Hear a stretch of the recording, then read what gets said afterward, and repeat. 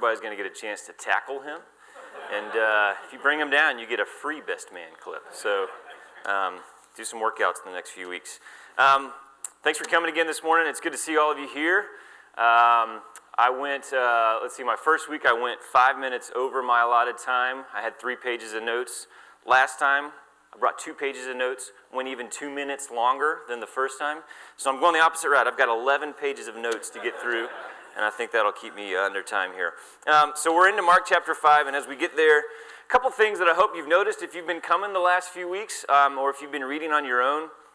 One of the things that I'm hoping you're kind of getting a grasp of is that maybe if this has been a while since you've kind of walked through a gospel and really looked at the story of Jesus from start to finish, I hope maybe you're noticing that maybe Jesus isn't that meek and mild guy that you may remember from Sunday school or from church services, that he's actually out there really kind of pushing the bounds of what's appropriate, that he's upsetting a lot of people. We're a quarter of the way through the story, and already Jesus has his group of kind of allies. He's got his disciples, he's got all the followers, but he's also made a group of enemies. He's already got people who are plotting together how to destroy what he's doing, destroy his ministry. So Jesus is, like I said, he's not really a meek and mild guy. He's out there really creating a lot of conflict with what he's doing. The other thing that I hope maybe you're picking up on, I like to encourage the way of reading the Bible, that we read the Bible literately. By which I mean, we are probably all used to very easily getting the literal meaning of things. We read the story and we say, okay, well, literally he did this and then that and this person was healed. And that's great. But as I've often told people, if Jesus healed this one random guy in a place I've never heard of 2,000 years ago, well, good for that guy. But what does that have to do with the salvation of all of us here? And so digging beneath, what I hope you're seeing each week as we go through these stories is that if you dig down beneath the literal meaning, there's actually a lot more there that has a lot more impact for all of us here, for the entire world, for the entire history of the world. So I hope that you're kind of picking up on that as we walk through this as well. So today's chapter kind of really breaks down into 2 main scenes, and the last scene kind of has an interruption. It's kind of a sandwich of things, but really there's 3 characters that we're going to be looking at Jesus interacting with today. So the first is Jesus meets this man in the tombs, this possessed man in the tombs across the Sea of Galilee in Gentile land, and there's an interaction there. And then he comes back home, back into Jewish land, into Israel. He has an interaction with Jairus, the synagogue leader, and then in the middle of that story and that interaction, an unnamed woman comes forward seeking healing. And so we really kind of have these 3 characters that we see Jesus interacting with. And we're going to start verses 1 through 20, and I think it'll be on the screen. Do we have the text up there? You've got your sheets there. It's in microscopic print on the back if you want to follow along. Hopefully you brought a Bible. But I will read here chapter 5, verses 1 through 20, which is kind of the first section we're going to get into here. So Jesus and his disciples came to the other side of the lake, and again, that's the Sea of Galilee, to the region of the Gerasenes. As soon as Jesus got out of the boat, a man possessed by an evil spirit came out of the tombs. This man lived among the tombs, and no one was ever strong enough to restrain him, even with a chain. He had been secured many times with leg irons and chains, but he broke the chains and smashed the leg irons. No one was tough enough to control him. Night and day in the tombs and the hills, he would howl and cut himself with stones. When he saw Jesus from far away, he ran and knelt before him, shouting, "What have you to do with me, Jesus, Son of the Most High God? Swear to God that you won't torture me." He said this because Jesus had already commanded him, "Unclean spirit, come out of the man." Jesus asked him, "What is your name?" He responded, "Legion is my name, because we are many." They pleaded with Jesus not to send them out of that region. A large herd of pigs was feeding on the hillside. "Send us into the pigs," they begged. "Let us go into the pigs." Jesus gave them permission, so the unclean spirits left the man and went into the pigs. Then the herd of about 2,000 pigs rushed down the cliff into the lake and drowned. Those who tended the pigs ran away and told the story in the city and in the countryside. People came to see what had happened. They came to see Jesus and saw the man who used to be demon-possessed. They saw the very man who had been filled with many demons sitting there fully dressed and completely sane, and they were filled with awe. Those who had actually seen what had happened to the demon-possessed man told the others about the pigs. Then they pleaded with Jesus to leave their region. While he was climbing into the boat, the one who had been demon-possessed pleaded with Jesus to let him come along as one of his disciples, but Jesus wouldn't allow it. "Go home to your own people," Jesus said, "and tell them what the Lord has done for you and how he has shown you mercy." The man went away and began to proclaim in the 10 cities all that Jesus had done for him, and everyone was amazed. Okay, so Jesus has crossed over the lake. You remember if you were here last week, that was where he was mainly kind of doing some teaching, talking about the seed, talking about the mustard seed, kind of what the kingdom of God looks like. And so Jesus has crossed over the sea, really into enemy territory in a lot of ways. In our text that we read this morning, it says that he went to the land of the Gerasenes. There are other kind of copies of this Mark text from long ago that say that it was the land of the Gergesenes, that say it was the land of the Gadarenes. Those were 3 cities kind of all within a few miles of each other in the same place. You'd think they would have done a better job kind of distinguishing themselves. So we really don't know where he was. It's kind of like some people I've heard struggle with whether Kansas City is in Missouri or Kansas. I've heard that. So this is sort of the same sort of thing. We don't really know exactly where, but the point is he's across the sea. He's in enemy territory in a lot of different ways. And I want to kind of walk through why this is kind of an odd place for a Jewish rabbi to be, and kind of so you kind of get a sense of exactly what he's trying to do, the fullness of what Jesus is doing here. So there's 4 ways that he's really in enemy territory here. He has gone into a Gentile land. So this is kind of the cultural enemy of the Jews, right? You have Jews, and really the rest of the world are Gentiles. So he is in a culturally unfriendly place. He's in a cosmically unfriendly place, right? He is dealing with the forces of evil. He is dealing with demons, whereas Jesus would probably rather be dealing with the heavenly forces. Those are his people, right? So he is in a cosmically unfriendly place dealing with demons. He's in a political, kind of imperial enemy ground, right? He is in the land where the Romans have been in charge for a long, long, long time. This used to be part of ancient Israel. This was a part of the country, the nation of Israel. And through a number of different kind of occupations, they have lost that land a long time ago, and now the Romans are in charge. And so maybe you picked up on that word when the demon names himself Legion. That would have been kind of a clue for everybody thinking about the legion of the Roman Empire, the legion of the army coming and inhabiting that land. So he's in kind of a politically unsafe place. And then finally, he's with his religious enemies. So even within the world of the Jews, you would have had Jews who were clean and Jews who were unclean. And they had a lot of laws and restrictions about how those 2 groups of people were to interact. So he is in a place where he is among kind of a 4 times unclean person. You think, how could there be anywhere in the world that's unclean? Just picture Gainesville, Florida. You've got a really good idea of where Jesus is right now, okay? So he's dealing with not just, and this is where I'm kind of saying you have to go beneath kind of the literal meaning of things, because this isn't just one random demon-possessed man that Jesus kind of felt stirred and called to go and check on randomly. He is inserting himself into a place where all of his followers, everyone who's kind of starting to believe that maybe Jesus really is the Messiah, would kind of say, we don't belong here. You don't have any power here. We have no friends here. This is not where we should be doing our work. And Jesus has decided to go across the sea into this enemy territory to really kind of demonstrate to his disciples and to others just exactly how far his power extends into the world. So Jesus comes, he meets this man who's possessed by a legion of demons. And a legion in the kind of Roman imperial times would have been the number 6,000. That's how many soldiers were in a legion of the Roman Empire. So you imagine this man who has been possessed by, really he's kind of fully lost his identity, right? Every expression of himself comes from these demons that have now inhabited him. And you hear about the town having tried to kind of contain him and restrict him, and they've put him into the tombs, another unclean place, so he's among the dead. And in the Jewish culture, you were not supposed to be around dead bodies. So his group of people, his society, has so outcast him that he is bound, chained, hand, foot, in the tombs, living alone. He has fully lost his identity. And Jesus comes and he interacts with this guy in a powerful way. He casts out 6,000 demons from this man.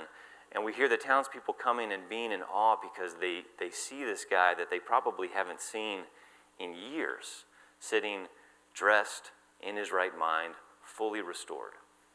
How do they react? You would think if this was somebody who had been a part of the society but had been so possessed by demons they had to outcast him, move him out of the city, bind him hand and foot in the tombs. To see him restored, how would you imagine that they should be reacting here, right? This should be a celebration.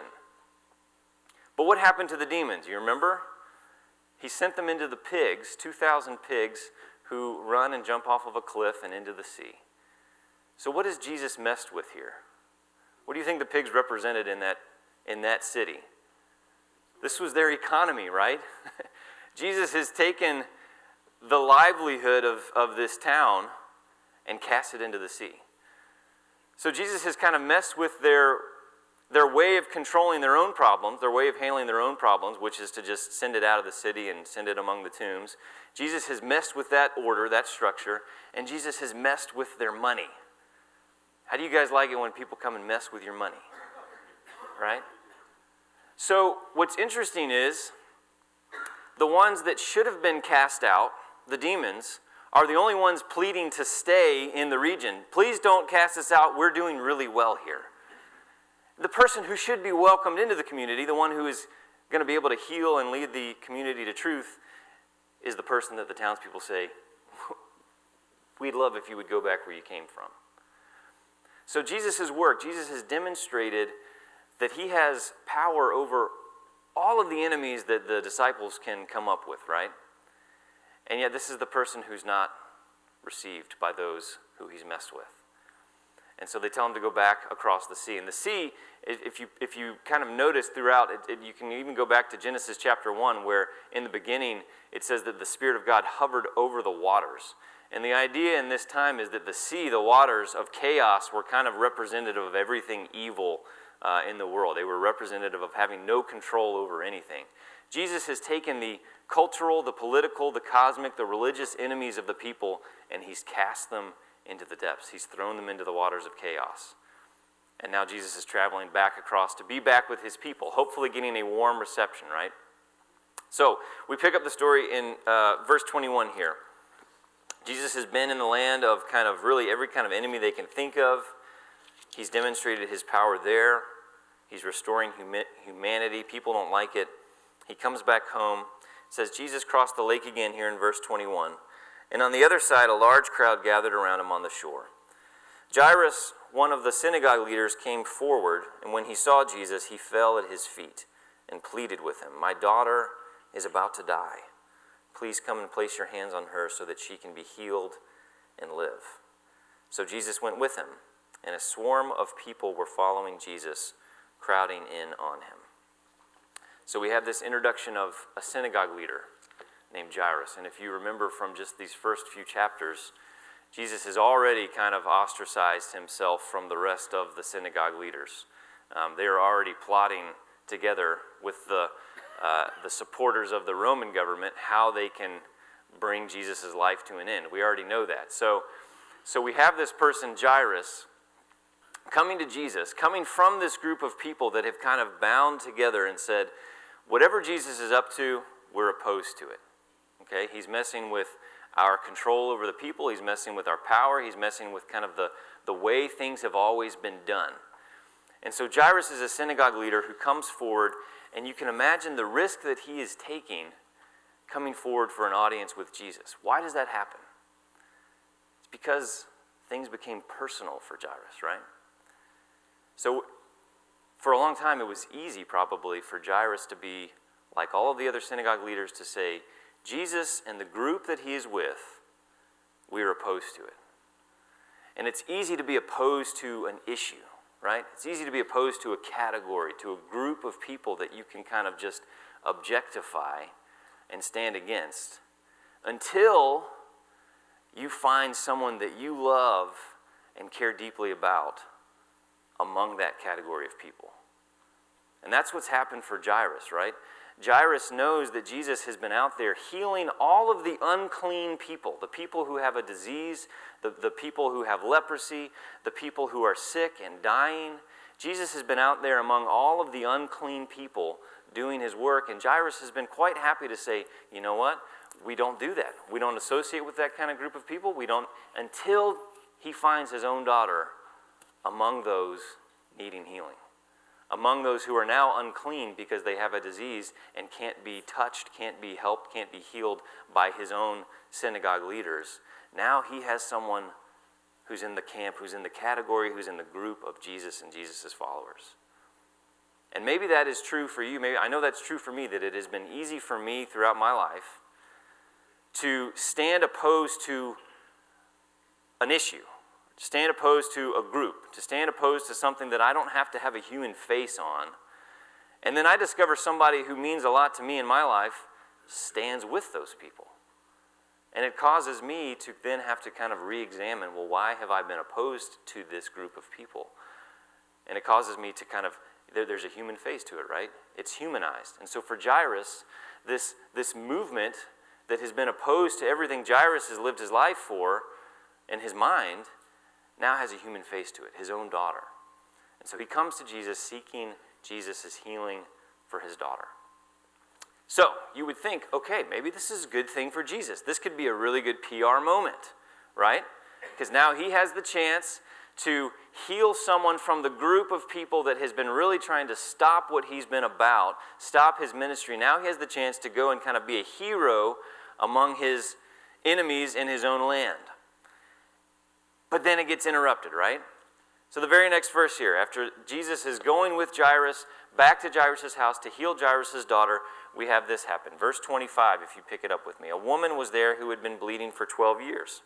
She had suffered a lot under the care of many doctors and had spent everything she had without getting any better. In fact, she had gotten worse. Because she had heard about Jesus, she came up behind him in the crowd and touched his clothes. She was thinking, if I can just touch his clothes, I'll be healed. Her bleeding stopped immediately, and she sensed in her body that her illness had been healed. At that very moment, Jesus recognized that power had gone out from him. He turned around in the crowd and said, "Who touched my clothes?" His disciples said to him, "Don't you see the crowd pressing against you, yet you ask, 'Who touched me?'" But Jesus looked around carefully to see who had done it. The woman, full of fear and trembling, came forward. Knowing what had happened to her, she fell down in front of Jesus and told him the whole truth. He responded, "Daughter, your faith has healed you. Go in peace, healed from your disease." Okay. So Jesus is about to have a good PR moment, right? Things are about to start going his way. This is the opportunity that he's been waiting for to get the group of people that he has said, I came to heal, I came to be with the people, to be with the Jews, to be with my people, to heal them and restore them. He now has the opportunity to get in with the right crowd, and an unnamed woman who is the exact opposite of Jairus in pretty much every single way comes forward and interrupts what he's doing. All right, so Jairus would have been rich, he would have been well-known, well-respected. He was a leader in the community. We know his name. And then who comes forward? An unnamed woman who we know is bankrupt. She's spent all of her money on her disease, on her treatment. So she's unnamed. She has no money. She is unclean. She is a woman, we would like to think that if she was married, that her husband would probably be with her. So we also know that she's either a widow or she's never been married before. She is, in every respect, the exact opposite of Jairus. And she comes forward seeking the same thing that Jairus was seeking for his daughter, right? And Jesus heals her without even knowing it. Really, she just grabs onto Jesus' clothes and she is instantly healed. And Jesus recognizes that something has happened, which makes you wonder. We know that there's a crowd around him, right? Because the disciples say, how can you, everybody is touching you. And so why are you asking about one person? Well, it makes you wonder, what was everybody else seeking when they came to Jesus? Because something transformative happened to her. She was seeking healing, she was seeking restoration, she was seeking wholeness, and she received it. Everybody else is touching Jesus too. What are they seeking? Maybe just to be in the presence of somebody popular, you know? Maybe to get a get a selfie with Jesus so they can show everybody that, hey, look who I got to see today. I got to hear the guy who everybody's been talking about. I got to see him. I touched his clothes. They're seeking something that really Jesus is not there to give anybody. Jesus is not there to create a popularity movement. Jesus is there to heal people, and the one person who comes forward seeking that receives that. And he stops what he's doing. And he knows, just as well as everybody else, how important it would be for him to be with Jairus, going and completing that mission, but he stops, and he has this interaction with this person who really Jesus shouldn't have cared anything about if he wanted to expand his whole movement. This is a wasted opportunity, right? And you think about all the times that you and I have been about a specific task, a specific mission that we feel is of a great importance, great meaning. This is going to be a great thing for me, for my group, for my family. I've got to get this done. And then someone comes and interrupts it, right? You get a phone call. Somebody comes into your office. A kid gets sick. And you think, this is throwing everything off, right? How do you respond? You'll have a chance to talk about that around the table. How do you respond to those kinds of interruptions? There's a really a popular saying, I don't even know where it comes from, but the idea that ministry is in the interruptions. That most of the time it's what we set out to do is not really the thing that God is calling us to do. It's all of the stuff that comes along the way that we feel like is in our path, distracting us from the real mission, that is the stuff that God really wants us to pay attention to. Those are the opportunities that we have to really transform people who have come seeking something, right? So Jesus has this moment here that we feel like has blown the whole story. The people come forward here in verse 26, if you pick it back up. I think verse 35. While Jesus was still speaking with her, messengers came from the synagogue leader's house saying to Jairus, your daughter has died. Why bother the teacher any longer? But Jesus overheard their report and said to the synagogue leader, don't be afraid, just keep trusting. He didn't allow anyone to follow him except Peter, James, and John, James's brother. They came to the synagogue leader's house, and he saw a commotion with people crying and wailing loudly. He went in and said to them, what's all this commotion and crying about? The child isn't dead, she's only sleeping. They laughed at him, but he threw them all out. Then taking the child's parents and his disciples with him, he went to the room where the child was. Taking her hand, he said to her, Talitha cum, which means, young woman, get up. Suddenly the young woman got up and began to walk around. She was 12 years old. They were shocked. He gave them strict orders that no one should know what had happened, and then he told them to give her something to eat.